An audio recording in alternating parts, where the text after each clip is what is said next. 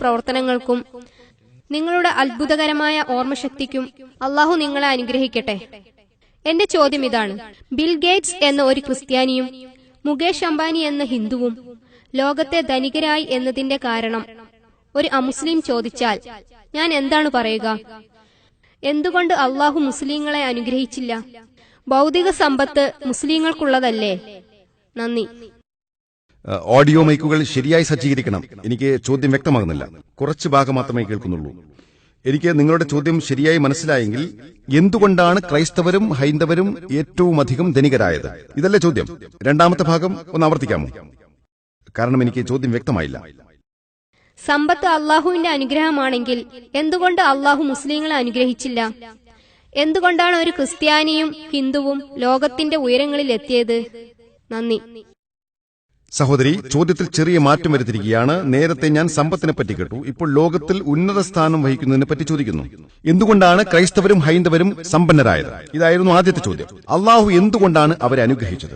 എന്തുകൊണ്ടാണ് അവർ ലോകത്തിന്റെ ഉയരങ്ങളിൽ എത്തിയത് എന്നൊക്കെയാണ് ചോദ്യം. സഹോദരി, സമ്പത്ത് ഒരു അനുഗ്രഹമാണോ അല്ലയോ എന്നത് ഒരു ചോദ്യചിഹ്നമാണ്. സമ്പത്ത് ഒരു അനുഗ്രഹമാണെന്ന് ഖുർആനിൽ എവിടെയും പറയുന്നില്ല. അള്ളാഹു അവരെ അനുഗ്രഹിച്ചുവെന്നാണ് നിങ്ങൾ പറഞ്ഞത്. സമ്പത്ത് ഒരു അനുഗ്രഹമാണെന്ന് ഖുർആനിലോ ഹദീസിലോ എവിടെയും പറയുന്നില്ല. അള്ളാഹു ഖുർആനിലെ 8-ാം അധ്യായം 28-ാം വചനത്തിൽ സമ്പത്ത് ഒരു പരീക്ഷണമാണ് എന്ന് പറയുന്നു. അത് നല്ലതായിരിക്കാം, മോശവുമായിരിക്കാം. അതെപ്പോഴും നല്ലതായിരിക്കണമെന്നില്ല. നല്ല രീതിയിൽ ഉപയോഗിച്ചാൽ അതൊരു അനുഗ്രഹമാണ്, മോശമായ നിലക്ക് ഉപയോഗിച്ചാൽ അതൊരു ശാപമാണ്. അമുസ്ലിങ്ങൾക്ക് മാത്രമാണ് സമ്പത്ത് നൽകിയിരിക്കുന്നതെന്ന നിങ്ങളുടെ ചോദ്യത്തോടും ഞാൻ വിയോജിക്കുന്നു. ഫോബ്സ് മാസികയിൽ ലോകത്തെ ഏറ്റവും അധികം ധനികനായ മനുഷ്യനായിട്ട് ആരെയാ കൊടുത്തിരിക്കുന്നത്? Bill Gates.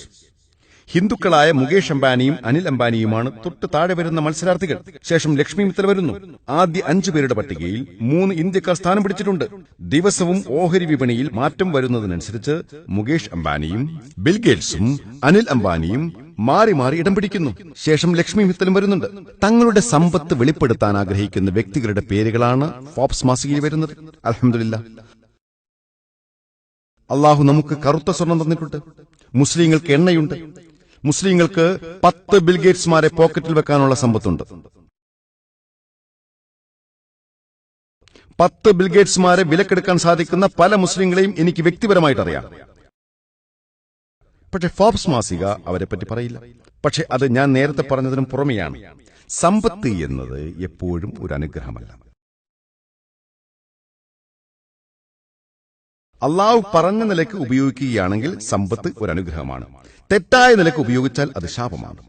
സമ്പത്ത് എന്നത് എപ്പോഴും ഒരു അനുഗ്രഹമല്ല, അതൊരു ഫിത്നയാണ്, പരീക്ഷണമാണ്. ഈ പരീക്ഷണം നിങ്ങൾ പരാജയപ്പെടാനുള്ള സാധ്യത വളരെ കൂടുതലാണ്. അതുകൊണ്ടാണ് സ്വർഗത്തിൽ പോകാൻ ദരിദ്രനായ മനുഷ്യനേക്കാളും പ്രയാസം ധനികനായ വ്യക്തിക്കാണെന്ന് നബി സല്ലല്ലാഹു അലൈഹി വസല്ലം പറഞ്ഞത്.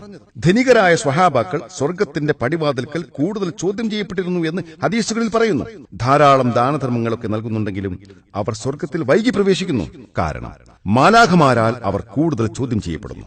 അതുകൊണ്ട് സമ്പത്ത് എന്നത് ഒരു പരീക്ഷണമാണ്. ഖുർആൻ അവതരിക്കുന്നതിന് മുൻപ് അറിവില്ലായ്മയുടെ കാലഘട്ടം എന്നാണ് അറബികളുടെ അവസ്ഥയെ വിശേഷിപ്പിച്ചിരുന്നത്. അഥവാ ഏറ്റവും അറിവില്ലാത്തവരായിരുന്നു അവർ. ഖുർആനിന്റെ അവതരണത്തിലൂടെ അറബികളെ അള്ളാഹു അനുഗ്രഹിച്ചു.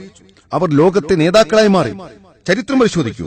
8 മുതൽ 12 വരെ നൂറ്റാണ്ടുകളെ യൂറോപ്പുകാർ ഇരുണ്ട യുഗങ്ങളെന്നാണ് വിശേഷിപ്പിച്ചത്. ഇരുണ്ടതാർക്കായിരുന്നു? യൂറോപ്പുകാർക്ക്. കുറഞ്ഞ അറിവുകൊണ്ട് ലോകത്തവർ ഉണ്ടാക്കിയ മുന്നേറ്റങ്ങൾ ധാരാളമാണ്. മുസ്ലിങ്ങൾ ലോകത്തിന്റെ നെറുകയിലായിരുന്നു.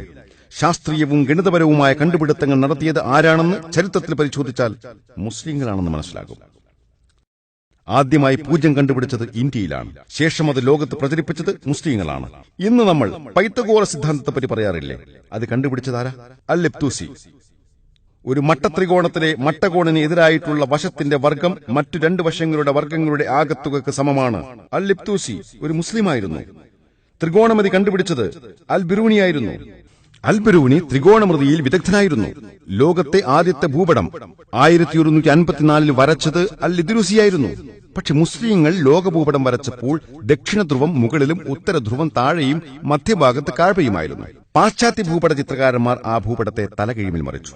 ഉത്തര ധ്രുവം മുകളിലും ദക്ഷിണ ധ്രുവം താഴെയും മധ്യഭാഗത്ത് കാബ തന്നെ വന്നു. അൽഹംദുലില്ലാഹ്. മുസ്ലിങ്ങൾ വരുത്തിയ പുരോഗതി പരിശോധിക്കുക. ഒരു നിയമവും സമ്പൂർണ്ണമല്ല എന്ന് അൽകിൻഡി പറഞ്ഞു. ആൽബർട്ട് ഐൻസ്റ്റൈൻ ഈ സിദ്ധാന്തം ദീർഘകാലത്തിനു ശേഷമാണ് ലോകത്ത് പ്രചരിപ്പിച്ചത്. അൽകിൻഡിയെ പറ്റി ആർക്കറിയാം? ആൽബർട്ട് ഐൻസ്റ്റീന്റെ ആപേക്ഷിക സിദ്ധാന്തത്തെക്കുറിച്ച് മാത്രം നമുക്കെല്ലാം അറിയാം. ലോകം പരന്നതാണെന്ന് ലോകർ കരുതിയിരുന്നപ്പോൾ മുഹമ്മദ്, ഷാക്കിർ, അഹമ്മദ് എന്നീ 3 സഹോദരങ്ങൾ ഭൂമിയുടെ ഉപരിതലത്തെ വിസ്താരം പറഞ്ഞുകൊണ്ട് ഭൂമി ഉരുണ്ടതാണെന്ന് പറഞ്ഞു. ഇവരെല്ലാം മുസ്ലിങ്ങളായിരുന്നു. രസതന്ത്രത്തിന്റെ പിതാവാരാണ്? ഗബർ. വാസ്തവത്തിൽ ഗബർ അല്ല, ജാബിർ ഇബ്നു ഹയ്യാനാണ്. എന്നാൽ നമ്മളുടെ പാഠപുസ്തകങ്ങളിൽ ഗബർ എന്നാണ് വായിക്കുക. കേൾക്കുമ്പോൾ ഒരു പാശ്ചാത്യനാണെന്ന് തോന്നും. അത് ജാബിർ ഇബ്നു ഹയ്യാനാണ്. ആൽക്കഹോൾ എന്ന അറബി പദം മോശമായ ആത്മാവ് എന്നർത്ഥം വരുന്ന അൽഗുൽ എന്ന പദത്തിൽ നിന്നുമാണ് ഉത്ഭവിച്ചത്. കിഴക്കിലെ അരിസ്റ്റോട്ടിൽ എന്നറിയപ്പെടുന്ന ആളാരാണ്? അവിസീന. അലിബിനു സീന എന്നാണ് യഥാർത്ഥ പദം. അവിസീന എന്ന് കേൾക്കുമ്പോൾ പാശ്ചാത്യനാണെന്ന് തോന്നുന്നു. ഇതുപോലെ അറബികളും മുസ്ലിങ്ങളും ഉണ്ടാക്കിയ പുരോഗമനങ്ങളെ സംബന്ധിച്ച് പറയാനാകും. അന്ന് ശാസ്ത്രം പഠിക്കണമായിരുന്നെങ്കിൽ അറബി ഭാഷ പഠിക്കേണ്ടിയിരുന്നു. അന്ന് ശാസ്ത്രത്തെ സംബന്ധിച്ച് പഠിക്കാൻ അമുസ്ലിങ്ങളും അറബി പഠിച്ചിരുന്നു. പക്ഷെ ഇന്ന് മുസ്ലിങ്ങൾ പിന്നോട്ടാണെന്ന് ഞാനും അംഗീകരിക്കുന്നു. പാശ്ചാത്യർ പുരോഗമിച്ചതിനും നിങ്ങൾ പറഞ്ഞതുപോലെ ലോകത്തിന്റെ നെറുകയിലെത്താനും കാരണം മുൻപ് നമ്മൾ മുസ്ലിങ്ങൾ ഖുർആനിനോടും സുന്നത്തിനോടും അടുപ്പമുണ്ടായിരുന്നവരായിരുന്നതുകൊണ്ട് നമ്മൾ ഉയർന്നവരായിരുന്നു. ഇന്ന് നമ്മൾ മുസ്ലിങ്ങൾ ഖുർആനിൽ നിന്നും സുന്നത്തിൽ നിന്നും അകന്നതുകൊണ്ട് നമ്മൾ പിന്നോക്കക്കാരായി. ഈ പാശ്ചാത്യർ അവരുടെ വേദഗ്രന്ഥങ്ങളിൽ നിന്നും അകന്നിരിക്കുന്നു. സത്യം പറയുന്ന നമ്മുടെ ഗ്രന്ഥത്തിൽ നിന്നും നമ്മളും അകന്നിരിക്കുന്നു. വ്യാജം സംസാരിക്കുന്ന അവരുടെ ഗ്രന്ഥത്തിൽ നിന്നും അവരും അകന്നിരിക്കുന്നു. ഇൻഷാ അല്ലാഹ് നമ്മൾ മുസ്ലിങ്ങൾ ഇനിയും ഖുർആനിലേക്കും നബിചര്യയിലേക്കും മടങ്ങുകയാണെങ്കിൽ നമ്മൾ വീണ്ടും ലോകത്തിന്റെ ഉന്നതിയിലെത്തുമെന്ന് നമുക്ക് മനസ്സിലാവും. ഞാൻ ചോദ്യത്തിനുള്ള ഉത്തരം പറഞ്ഞു എന്ന് വിശ്വസിക്കുന്നു.